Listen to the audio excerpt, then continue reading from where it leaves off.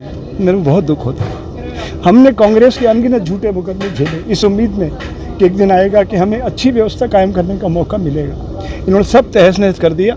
हमारे जीवन का सारा जो श्रम था, ऐसा लगता है मुझे वो निरर्थक हो गया। इसलिए मैं चाहता हूँ कि हे प्रकृति, अब तुम संचालित करो इस आंदोलन को। मैं ऐसा मानता हूँ कि भारत जो है एक लोकतांत्रिक प्रयोगशाला है। ये एक प्रयोग है, रियासतों को मिला के प्रजातांत्रिक स्वरूप में इसको लाया गया देश को। और ये जो किसान आंदोलन है, ये प्रकृति स्वयं संचालित कर रही है। प्रकृति का संदेश बिल्कुल साफ है कि भारत में अब लोकतंत्र आना चाहिए। बहुत समय हो गया। तो आपको क्या लगता है कि देश का लोकतंत्र खत्म हो गया? नहीं, 1857 में जब आज़ादी का आंदोलन शुरू हुआ था, 1947 में जो आज़ादी की पहली किरण दस्तक दे रही थी, उसका मकसद था जनता का, जनता से जनता के लिए। वो तो कहीं शुरुआत ही नहीं हो पाई।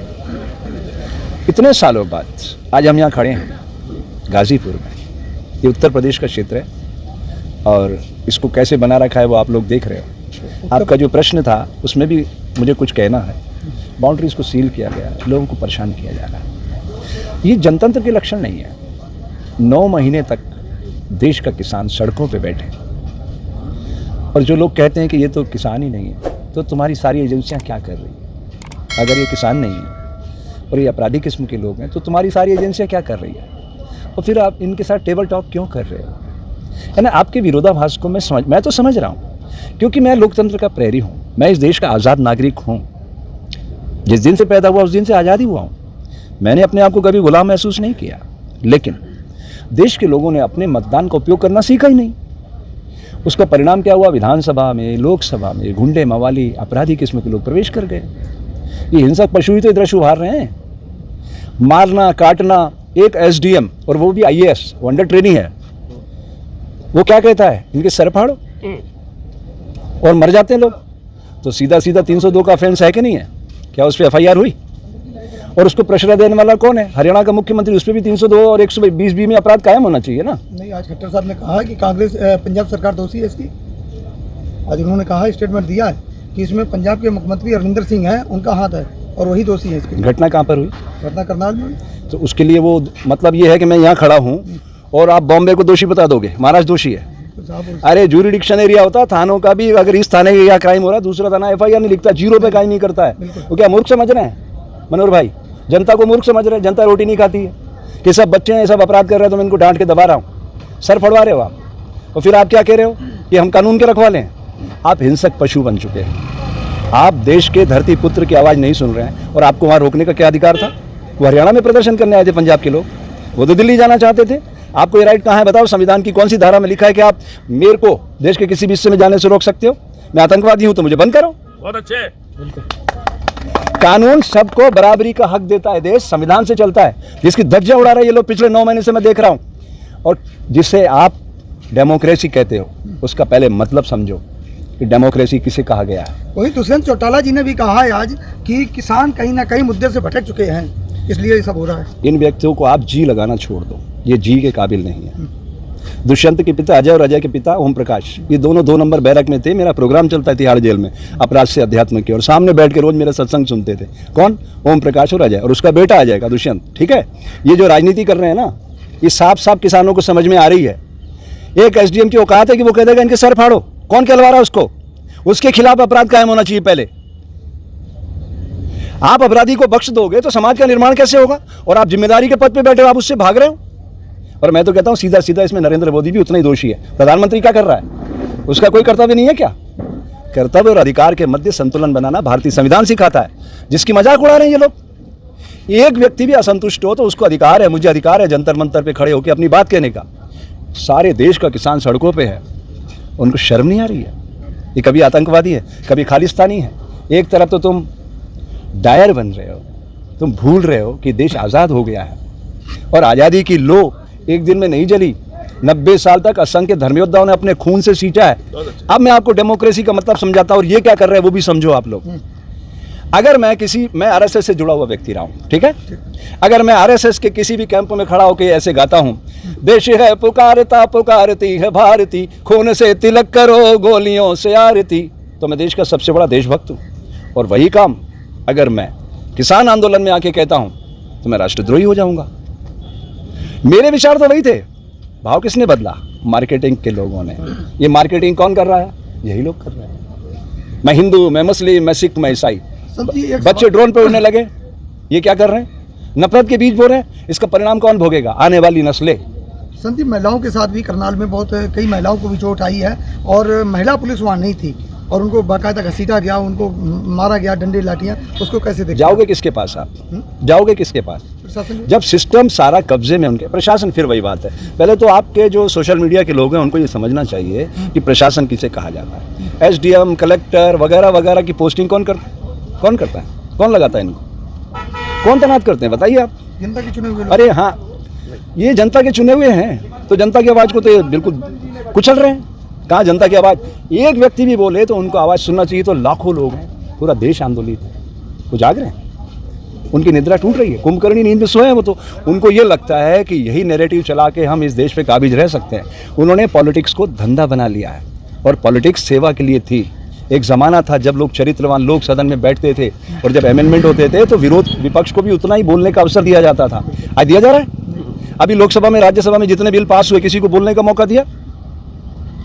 ये MSP की, आप एक बात बताइए, इनकी लड़ाई क्या है? MSP को लेकर मिनिमम सपोर्ट प्राइस। तुम बाकी सारी चीज़ों को कानून का अमली जामा पहना रहे थे तो MSP को भी पहना देते। MSP है, थी, रहेगी। किधर है? 6% लोगों को MSP मिल रही साहब। मैं 50 रुपये में दिल्ली में गेहूँ खरीद रहा हूँ, किसान का 20 रुपये में गेहूँ नहीं बिक रहा है, 30 रुपये कहाँ जा रहा है? आज योगी जी ने घोषणा की है मथुरा में। जी, मथुरा के लिए बहुत अच्छा संदेश दिया यूपी के लिए। क्या?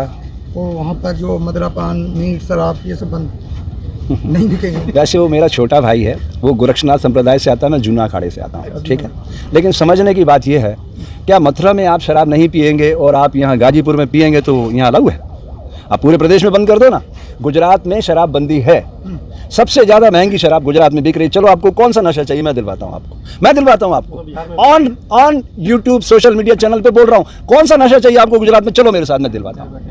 बिहार में भी तो अरे सुनिए ना, ये सिर्फ उस 10 रुपए की चीज़ को 100 रुपए का कर देते हैं बस, और कुछ भी नहीं है। सारे लोग मिले हुए हैं, हमाम में सभी नंगे हैं।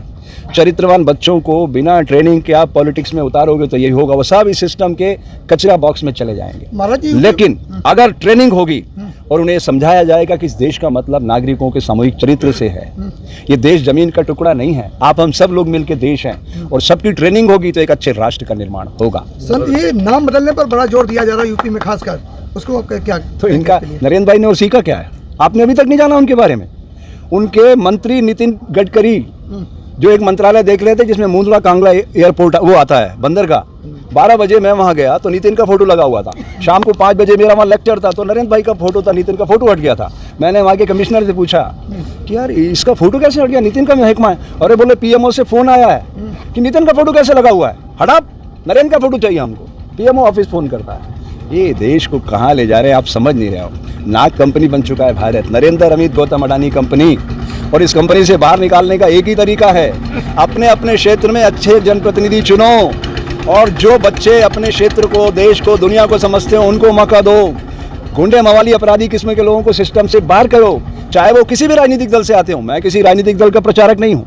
कांग्रेस ने मेरे ऊपर अनगिनत झूठे मुकदमे डाले इस उम्मीद में कि कुशाभाऊ ठाकरे साहब, आडवाणी जी, बाबा साहब नाथो जी कहते थे, बेटा जब अब तुम बड़े होगे, समाज जब बदलेगा तो हम शोषित, पीड़ित, दलित, कमजोर वर्ग का जीवन उत्थान की ओर ले जाएंगे। मुझे तो कहीं ऐसा नहीं दिखा।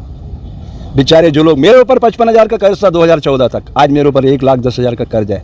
जिंदगी में किसी के आगे मैंने हाथ नहीं फैलाया, तो फिर मेरे ऊपर कर्जा कहाँ से चढ़ गया, जरा सोचो ना।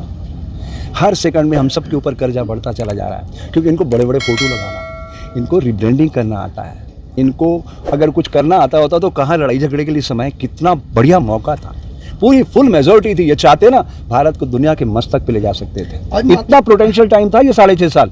लेकिन इन्होंने सारा समय इन्होंने सिर्फ विज्ञापनों में अपना समय बर्बाद किया, देश का समय बर्बाद किया, देश की श्रम शक्ति को सड़कों पे लाके खड़ा कर दिया। चाहे इनकी नोटबंदी हो, GST हो, ट्रिपल तलाक हो, अयोध्या हो, राम मंदिर हो, और ये किसान आंदोलन। मुझे तो लगता है तो आपको खुश होना चाहिए, आप संत समाज से हैं। देखिए, मेरा राम सारे जगत को चलाता है, और इनका राम दरवाजों में बंद होकर बैठ जाएगा तो बड़ा कौन हुआ।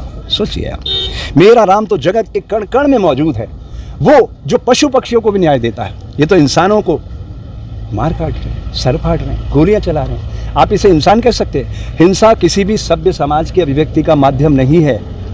नीदरलैंड में जेलें खत्म हो चुकी है, रिफॉर्म करने के दूसरे तरीके अपनाए जाते हैं। यहाँ तो आपको जेलों में निरुद्ध करके आपको कमज़ोर करने की साजिश की जा रही है। एक ज़माना था नेहरू जी के ज़माने में, अटल जी को प्रमोट किया जाता था कि आप बोलो ना कुछ ताकि हम रिपेयरिंग कर सकें। निंदक नीरे राखिए आंगन कुटी चबाए, बिन साबुन बिन तेल के निर्मल करे सुभाए। अरे आलोचना के बिना हम अपना सुधार कैसे कर सकते हैं, बताइए आप।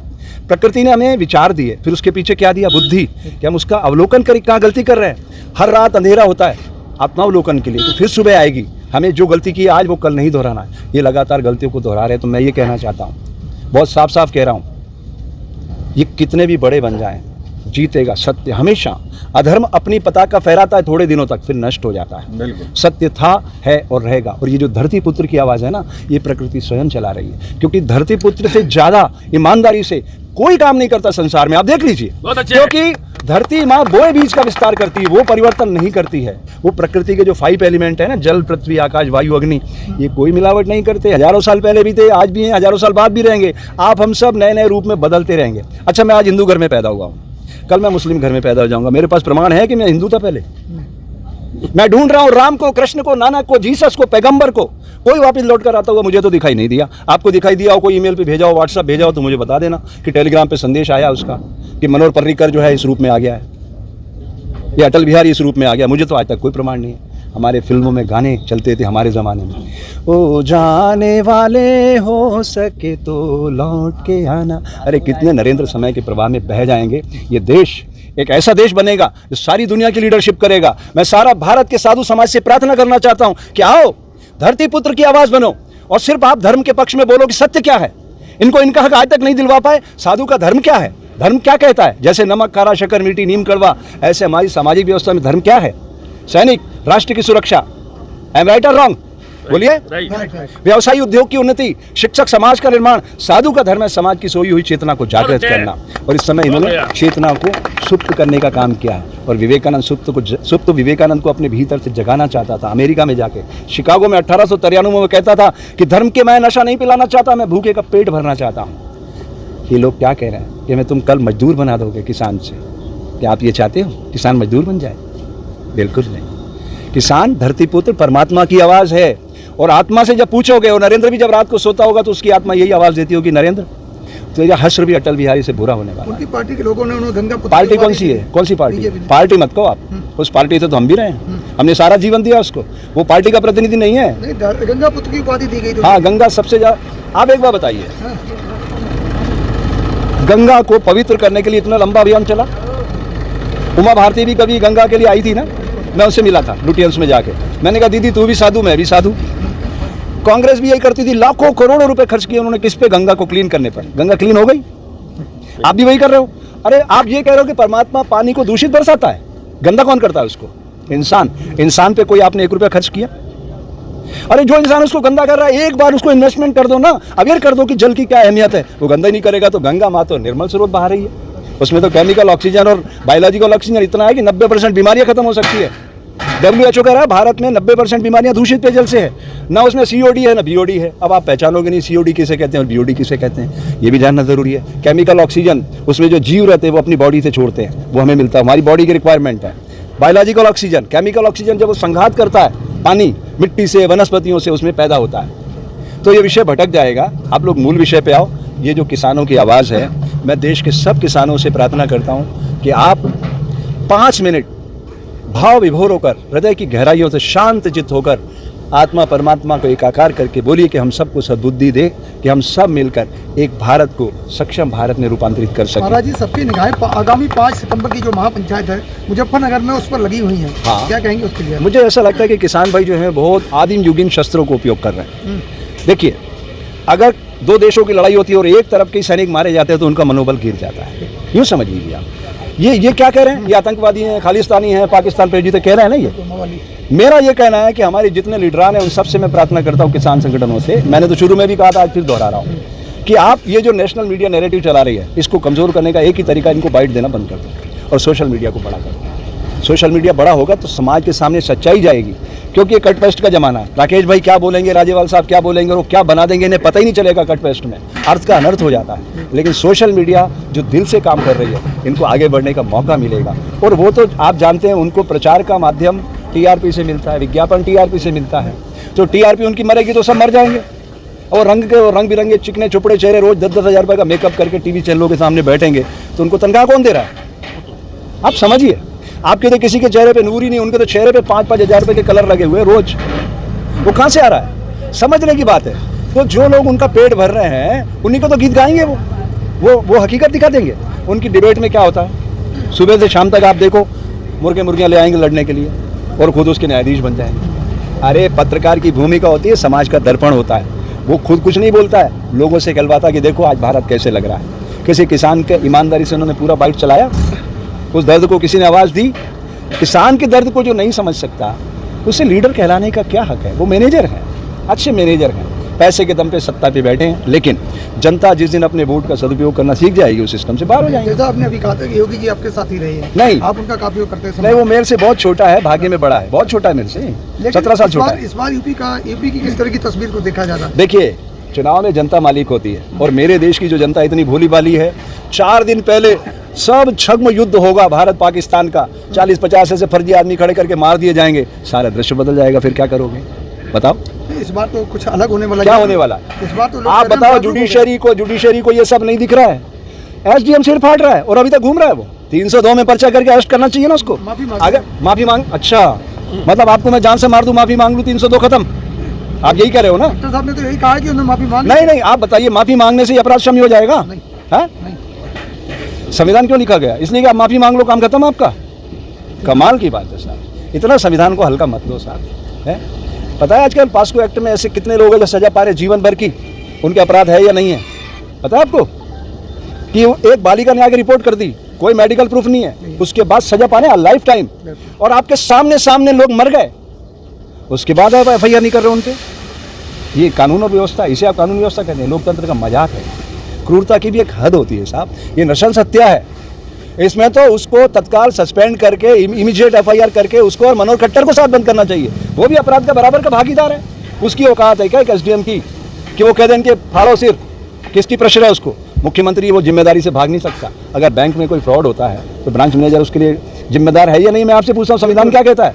मैं यहाँ खड़ा हूँ, कोई भी अपराध होता है यहाँ पे, उसका मैं भी 120 का अपराधी कहलाऊंगा। 153 मेरे ऊपर भी लगेगी कि आप धार्मिक उन्माद फैला रहे थे, समाज में नफरत फैला रहे थे, मेरे ऊपर भी लगेगी। कितने लोगों पे लगाई इन्होंने?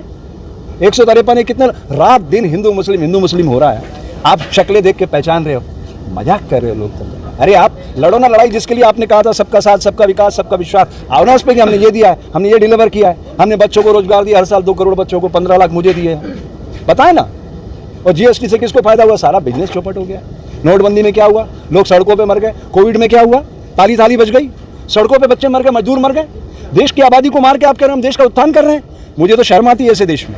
ये लोकतंत्र का मजाक बनाया जा रहा है। एक बहुत बड़ा सवाल चल रहा है कि हर चीज को, हर सेक्टर को जो प्राइवेट किया जा रहा है, और वो कहते हैं कि इसको जो है ना वो कर रहे हैं, गिरवी मोनेटाइज कर रही है। पूत कपूत तो क्यों धन संचय, पूत सपूत तो क्यों धन संचय। देखिए, ये जो सारा 70 साल का श्रम था, असंख्य धर्मयोद्धाओं ने इसका निर्माण किया था भारत का, एक गलत आदमी के हाथ में सत्ता देने से क्या असर हो रहा आप देख रहे हैं। इसलिए मेरी प्रार्थना है कि अपना चौकीदार, अपना सेवादार, जवाबदार व्यक्ति चुनो और किसी के भ्रम में मत आओ। ये लोकतांत्रिक देश अमेरिका नहीं है। जो एमपी चुनोगे उनको प्रधानमंत्री चुनने दो ताकि सबकी जवाबदारी तय हो सके। परेशानी क्या है? उसने 2019 में कहा किसी को नहीं देखना, मुझे देखो, और जनता भोलेपन में मारी गई। नैरेटिव था सबका साथ, सबका विकास, सबका विकास, फंस गए लोग, सब भुगत रहे। अरे देखिए, मैं अनगिनत साधुओं से मिला, सब डरे हुए हैं। क्या बोलते हैं मालूम? स्वामी जी, इस आग में कौन आहुति देगा? मैंने कहा यार तुम साधु बने, तुम्हारा धर्म में जहाँ आग लगी उसको शांत करो, क्यों भाग रहे हो? फिर मेरा ये प्रयास है, साधु संतों को आपके माध्यम से कहना चाहता हूँ, फोन तो मैं लगा ही रहा हूँ, उनके पास जा भी रहा हूँ। अगर साधु संत इकट्ठे होंगे तो रामलीला मैदान में एक बड़ी सभा करेंगे और कहेंगे राष्ट्र के निर्माण में आपकी भूमिका बता दो भाई क्या है। किसान सड़कों पे है, आंदोलनरत, वो अपना हक मांग रहा है, उसको दिलवाना है कि नहीं दिलवाना, बोल दो भाई। उसी का तो अन्न खा रहे हो आप कौन सा परिश्रम कर रहे हो? लोग आते हैं अपना 10 वर्ष, कोई अन्न दे रहा है, कोई पैसा दे रहा है, कोई हाथ जोड़ रहा है, तन मन धन से सेवा करते हैं हमारी। तो साधु का धर्म क्या है? समाज के हित में खड़ा होना। किस चीज़ का? मैंने शुरुआत करने से पहले कह दिया था, स्वयं स्वतंत्र हुए बिना औरों को स्वतंत्र नहीं किया जा सकता। मैं योग विषय का विद्यार्थी हूँ। मेरा प्रोग्राम बहुत लंबे समय से जेलों में चलता है, अपराध से अध्यात्म की ओर। तो ज़्यादा ज़्यादा ये मारेंगे तो मेरी सदगति हो जाएगी, विवेकानंद बन के फिर आ जाऊँगा इस धरती पर, फिर नई चेतना जगाऊंगा। और अगर जेल में ठूसेंगे तो मेरा ऑलरेडी प्रोग्राम चलता है अपराध से अध्यात्म की ओर। एक और ये है कि किसान आंदोलन 9 महीने हो गए, जो बीजेपी के बड़े बड़े नेता हैं, जो किसान के बहुत किसानी भी थे, वो आज वो कुछ भी नहीं बयान दे रहे। यही तो समझने की बात है साहब। आप बीजेपी करते हो, बीजेपी नहीं है। नाग कंपनी स्टैब्लिश हो चुकी है, नरेंद्र अमित गौतम अडानी कंपनी। वो जिसको बोलेगा है अभी रात है ना जी भाई साहब, उसको जो कहलवाना है वो वही कहलवाएगा, एक शब्द भी इधर उधर कोई नहीं जाएगा। अरे मंत्री कह रहे हैं गोली मारो सालों को, देश के इन गद्दारों को। अरे जब देश के गद्दार इधर घूम रहे, तुम्हारी एजेंसियां क्या कर रही है? अगर मैं देश का गद्दार हूं तो मैं यहाँ कैसे खड़ा हूं? गिरफ्तार करो ना, किस बात का इंतजार कर रहे हो? कमाल की बात है साहब। पीएमओ हाउस जिसमें 12,000 IT के आदमी बैठते हैं, कट पेश करते हैं कि इस आदमी की छवि को कैसे गिराना है। जैसे आपका रिलीज होगा नीचे कमेंट्स पढ़ना, कमेंट्स पढ़िएगा, मजा आ जाएगा। मेरे सारे पापों का शरण वो कर देते हैं। तो मुझे गाली दो, देखो मुझे माला पहनाओ, मुझे जूते पहनाओ, ये आपका अधिकार है, लेकिन उसे स्वीकार करना ना स्वीकार करना ये मेरा अधिकार है। मैं अपने रिमोट को खुद अपने हाथ में रखता हूँ, आपके हाथ में थोड़ी देता हूँ। महाराज एक पर्सनल सवाल आपसे कि ग्रंथों में लिखा है, बकायदा में पढ़ा गई जगह कि राजनीति को धर्म के हिसाब से चलना चाहिए, लेकिन आज राजनीति को धर्म चला रहा है। दोनों अलग अलग चीज़ है। राजनीति का मतलब है परमार्थ की भावना, और धर्म का मतलब है प्रकृति से जुड़ना। हमारे यहाँ जो सनातन में संदेश है वो प्रकृति से जुड़ने का संदेश है। सर्वे भवन्तु सुखिनः, जगत के सब जीवों के कल्याण की भावना, ये है सनातन संस्कृति। और हमारे जो RSS के पूर्वज थे, कुशाभाऊ जी ठाकरे, और ये अभी जिंदा है लालकृष्ण आडवाणी जी, पूछ लेना उनसे। मेरे साथ खाना बैठ के खाते हुए उन्होंने मुझे बचपन में कहा था कि बेटा हमारे घर का बड़ा बच्चा सिख बनता है, और उन्हीं सिखों ने ये झंडा उठाया। इन्हें जब ये आतंकवादी कहते हैं, पाकिस्तानी कहते हैं, मेरे को बहुत दुख होता है। हमने कांग्रेस के अनगिनत झूठे मुकदमे झेले इस उम्मीद में कि एक दिन आएगा कि हमें अच्छी व्यवस्था कायम करने का मौका मिलेगा। इन्होंने सब तहस नहस कर दिया। हमारे जीवन का सारा जो श्रम था, ऐसा लगता है मुझे वो निरर्थक हो गया। इसलिए मैं चाहता हूँ कि हे प्रकृति, अब तुम संचालित करो इस आंदोलन को, और किसानों की आवाज़ खुद बनो, और भारत में लोकतंत्र आए। बहुत बहुत धन्यवाद। जय हिंद, जय भारत। देश का चौथा स्तंभ सोशल मीडिया जिंदाबाद।